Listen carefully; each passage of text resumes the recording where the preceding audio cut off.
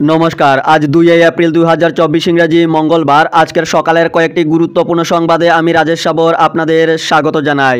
ভোটের আগে 30 টাকা কমল গ্যাসের দাম। লোকসভা নির্বাচনের মুখে ফের কমল গ্যাসের দাম। গতকাল গ্যাসের দাম এক ধাক্কায় 30 টাকা কমল। এপ্রিল মাসের প্রথম দিন থেকে কার্যকর হবে বাণিজ্যিক সিলিন্ডারের এই নতুন দাম। লোকসভা নির্বাচন শুরু হতে বাকি মাত্র 19 দিন। তার আগে গ্যাসের দাম কমানোর সিদ্ধান্ত কেন্দ্রের মাস্টার স্ট্রোক বলে রাজনৈতিক মহল মনে করছে।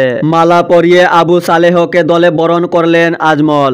বদরুদ্দিন আজমলের মালা পরে গতকাল AIUDF এ যোগ দিলেন প্রদেশ কংগ্রেসের সম্পাদক আবু সালেহ নজমুদ্দিন।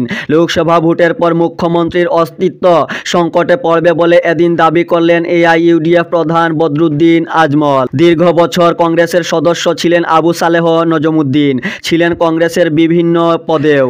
শিলচরে লড়াই হবে বিজেপির সঙ্গেই দৃঢ় প্রত্যয়ী তৃণমূলের প্রার্থী রাধেশ্যাম। দুর্নীতি, মূল্যবৃদ্ধি ও বেকারত্ব ইস্যু নিয়ে জনতার দুয়ারে যাব বললেন সুস্মিতা।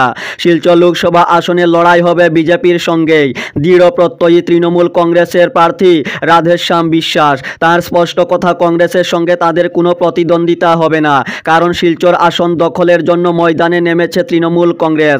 গতকাল বিকেল 3টায় শিলচরে জেলা রিটার্নিং অফিসারের কাছে মনোনয়নপত্র জমা দেন রাধেশ্যাম বিশ্বাস। পরে সংবাদ মাধ্যমের মুখোমুখি হয়ে তিনি বলেন, বিজেপির শাসনে বঞ্চনা ও বৈষম্যের শিকার বরাক উপত্যকা। মৌলিক অধিকার খর্ব হচ্ছে সাধারণ মানুষের। এর বিরুদ্ধে সংগ্রাম চালিয়ে যেতেই তৃণমূলের ছত্রছায়ায় এসেছেন তিনি। ভোটের দিনগুলিতে ছুটি ঘোষণা রাজ্যে। লোকসভা নির্বাচনের ভোটের দিনগুলিতে অসমে ছুটি ঘোষণা করল রাজ্য সরকার। আগামী 19 ও 26 এপ্রিল এবং 7 মে রাজ্যে ছুটি ঘোষণা করা হয়েছে।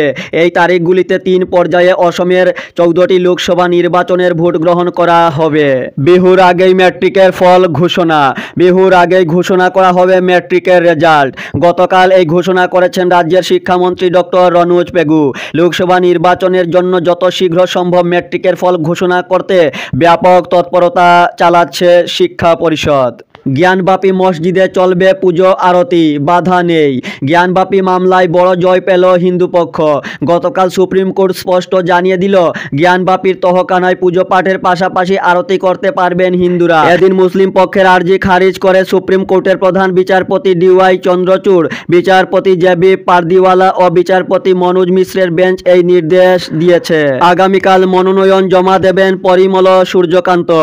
বুধবার শিলচর লোকসভা আসনে মনোনয়নপত্র জমা দেবেন বিজেপি প্রার্থী পরিমল শুক্লবৈদ্য এবং কংগ্রেস প্রার্থী সূর্যকান্ত সরকার। মনোনয়ন দাখিলের এই পর্বে স্বীয় শক্তি প্রদর্শনে জোর প্রস্তুতি নিয়েছে কংগ্রেস ও বিজেপি। এদিন শহরের পুলিশ প্যারেড গ্রাউন্ডে বিশাল জনসভার আয়োজন করেছে বিজেপি।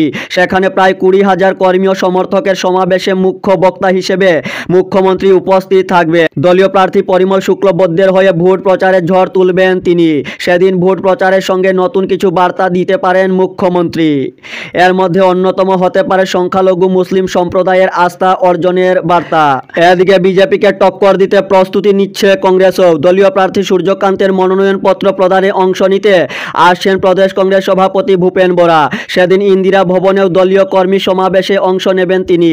থাকবেন প্রদেশ স্তরের নেতৃবৃন্দ ও দলীয় 2 বিধায়ক খলিল উদ্দিন মজুমদার ও বিধায়ক মিসবাউল ইসলাম লস্কর। দলীয় সূত্রে বলা হয়েছে, বুধবার কম করে 5,000 কর্মী সমর্থকের সমাবেশ হবে ইন্দিরা ভবনে।